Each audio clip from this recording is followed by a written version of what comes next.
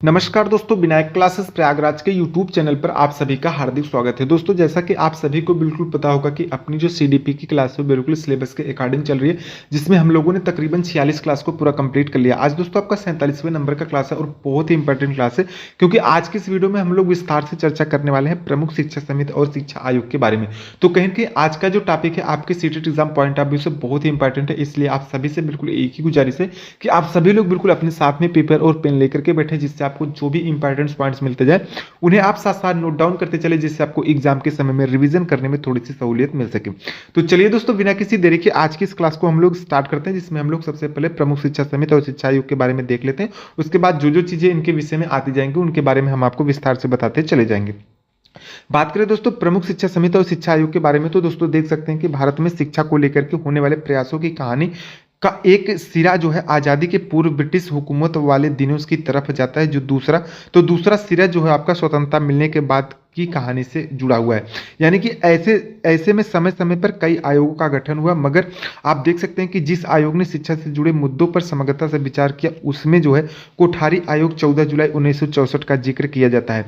यानी कि कोठारी आयोग जो है वो आपका कहीं ना कहीं समग्रता से बिल्कुल शिक्षा पर जोर देता है, इसलिए इसे बिल्कुल यहाँ पर देखा जाता है, इसके बारे में पढ़ा जाता है। क्योंकि आप यहाँ पर देख सकते हैं कि 1948 से 49 में राधा कृष्ण आयोग केवल उच्च स्तर पर तथा 1952 से 1953 में मुदालियर आयोग ने केवल माध्यमिक शिक्षा पर विचार किया था। तो ये आपको बिल्कुल तीनों पॉइंट्स याद करके रखने हैं, यहाँ से आपके जो क्वेश्चन है वो बिल्कुल बन जाते हैं। हालांकि इनके बारे में एक एक करके मैं आपको पूरे विस्तार तरीके से बताऊंगा, तो बस आपसे गुजारिश है कि आप पूरी वीडियो को कंप्लीट देखिए, चीजें आपको बहुत ही अच्छे से समझ में आ जाएंगी। अब दोस्तों वहीं पर आपके जो मैंने आपको बताया कि कुछ स्वतंत्रता से पूर्व की समितियां हैं और कुछ स्वतंत्रता के बाद की हैं। तो अगर हम स्वतंत्रता के पूर्व की समिति यानी कि आयोग के बारे में पहले चर्चा करें, तो दोस्तों देख सकते हैं कि नंबर 1 पर आपका आ जाता है चार्ल्स वुड समिति। इसे भारतीय शिक्षा का मैग्ना कार्टा यानी कि अधिकारों का प्रपत्र कहा जाता है। तो अगर आपसे क्वेश्चन पूछ ले कि भारतीय शिक्षा का मैग्ना कार्टा किसे कहा जाता है, तो आपको चार्ल्स वुड समिति बताना है, जो कि 1824 में आई थी। नंबर 2 पर बात करें हंटर शिक्षा आयोग, ये आपका 1882 से 83 ईस्वी में आ गया था ये आयोग। ये जो है भारत में महिला शिक्षा का विकास पर बिल्कुल जोर दिया हुआ था। नंबर 3 पर बात करें सर थॉमस रैली आयोग, यानी कि ये 1902 ईस्वी में समिति बन गई थी, आ गई थी। ये आयोग की रिपोर्ट पर 1904 में भारतीय विश्वविद्यालय अधिनियम पारित किया गया। नंबर 4 पर बात करें तो दोस्तों देख सकते हैं कि नंबर 4 पर आपका आ जाता है सैडलर आयोग, यानी कि ये 1917 ईस्वी में आ गया था। ये आयोग जो है स्कूली शिक्षा को 12 वर्ष करने का सुझाव दिया हुआ था। हंटर आयोग जो कि 1929 ईस्वी में आ गया था, ये व्यवसायिक और औद्योगिक शिक्षा पर जोर दिया था। तो ये जो पॉइंट्स आपको मैं बता रहा हूँ इनको बस आपको याद करके रखना है, नोट डाउन करके रखना है। आपसे ऐसे क्वेश्चन पूछ लिया जाएगा कि व्यवसायिक और औद्योगिक शिक्षा पर किस समिति ने जोर दिया था या फिर किस आयोग ने जोर दिया था, तो आपको उत्तर में सही करना है कि हार्टोंग समिति जो है, जो कि 1929 ईस्वी में आई थी, ये बिल्कुल व्यावसायिक और औद्योगिक शिक्षा पर जोर दी हुई थी। नंबर 6 पर बात करें तो दोस्तों देख सकते हैं कि सार्जेंट समिति, यानी कि 1944 ईस्वी में यह समिति आ गई थी। ये जो है 6 से 11 वर्ष की उम्र तक के बच्चों को निःशुल्क व अनिवार्य शिक्षा देने की बात की थी। तो दोस्तों देख सकते हैं कि स्वतंत्रता पूर्व की जो समिति जो आयोग थे उनके बारे में मैंने आपको बिल्कुल विस्तार तरीके से बता दिया है। ये 6 पॉइंट्स आप बिल्कुल याद करके रख सकते हैं, नोट डाउन करके रख सकते हैं, क्योंकि यही आपके 6 पॉइंट से आपके सीटेट एग्जाम में एक क्वेश्चन देखने को मिल जाएंगे।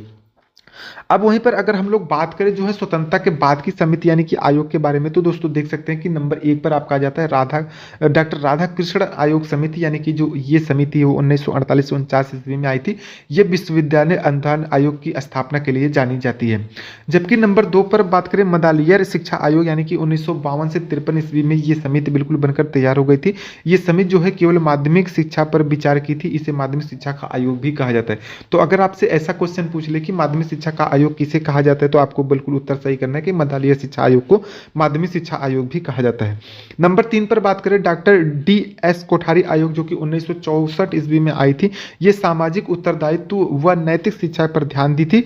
तो ये आपकी समिति जो है इसलिए इंपॉर्टेंट हो जाती है क्योंकि ये सामाजिक उत्तरदायित्व व नैतिक शिक्षा पर बिल्कुल ध्यान देती है, जोर देती है। अगले नंबर पर बात करें राष्ट्रीय शिक्षा नीति 1986 के बारे में, ये देख सकते हैं कि ये 1986 ईस्वी में ये समिति ये आयोग आई थी।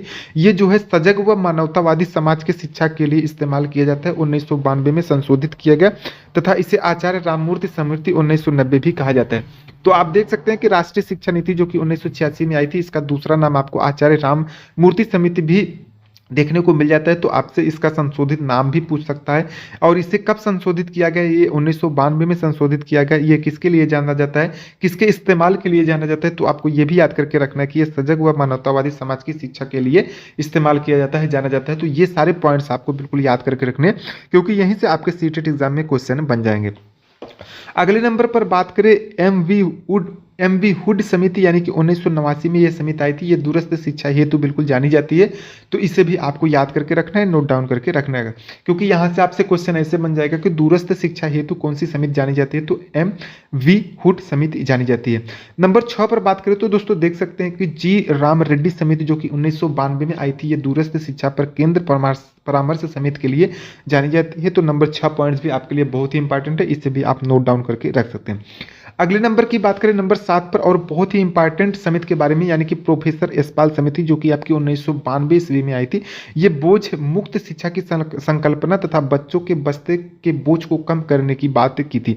यानी कि जो बच्चे के जो बस्ते का जो बोझ है उसको कम करने की बात ये समिति करती है, और कहीं न कहीं बोझ मुक्त शिक्षा को प्रदान करने के लिए ये समिति जानी जाती है। वहीं पर दोस्तों अब देख सकते हैं अगले नंबर पर आपका आ जाता है नंबर 8 पर रामलाल पारेख समिति, यानी कि ये समिति जो है आपकी 1993 ईस्वी में आई थी। ये जो है कहीं न कहीं बीएड पत्राचार की समिति, ये बीएड को पत्राचार समिति बनाई गई, जिसके माध्यम से बीएड जो है वो पत्राचार के माध्यम से भी हो सकता है। यानी कि अब आप बीएड पत्राचार के माध्यम से भी कर सकते हैं, इसलिए ये समिति बिल्कुल आई थी। नंबर 9 पर बात करें प्रोफेसर खेरमा लिंग दो समिति, ये आपका 1994 ईस्वी में आई थी। ये कहीं न कहीं कह सकते हैं कि पत्राचार बीएड की अवधि को जो है 14 माह निर्धारित कर दी। तो यहाँ पर आप देख सकते हैं कि रामलाल पारेख समिति जो है वो बीएड को पत्राचार समिति बनाई, और जबकि जो प्रोफेसर खेरमल लिंगदो समिति है वो बीएड की जो पत्राचार की अवधि है वो 14 माह निर्धारित कर दी है। अब दोस्तों अगले नंबर पर बात करें नंबर 10 पर प्रोफेसर आर टकवाले समिति, यानी कि 1995 में ये समिति आपकी आ गई थी। ये सेवारत अध्यापकों हेतु पत्राचार से बीएड करने के लिए बिल्कुल ये समिति आई थी, यानी कि जो सेवारत अध्यापक है वो कहीं न कहीं पत्राचार के माध्यम से बीएड कर सकते हैं।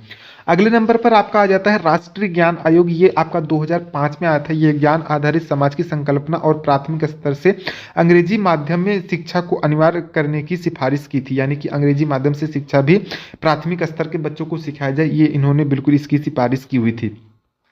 अगले नंबर पर आपका आ जाता है जस्टिस जेएस वर्मा समिति, यानी कि आपकी जो ये समिति ये आयोग आई थी, ये 2012 में आई थी।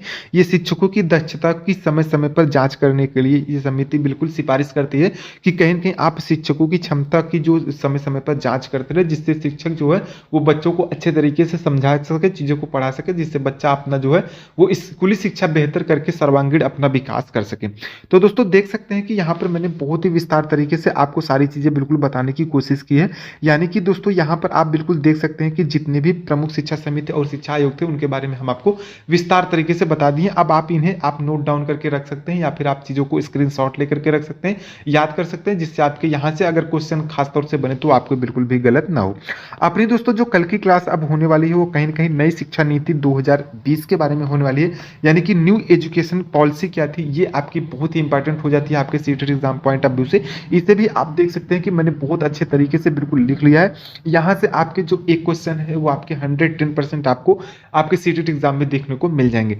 तो कहीं न कहीं जो कल की क्लास भी होगी वो आपके लिए बहुत ही इंपॉर्टेंट होगी, इसलिए आप सभी से गुजारिश है कि आप सभी लोग बिल्कुल चैनल को सब्सक्राइब करके रखें, जिससे कल की जो वीडियो अब मैं अपलोड करूँ तो उसका नोटिफिकेशन आपको मिल जाए, और उसी के अनुरूप आप अपने सीटेट एग्जाम की तैयारी कर सके, जिससे आपका कोई भी क्लास बिल्कुल भी ना छूटे।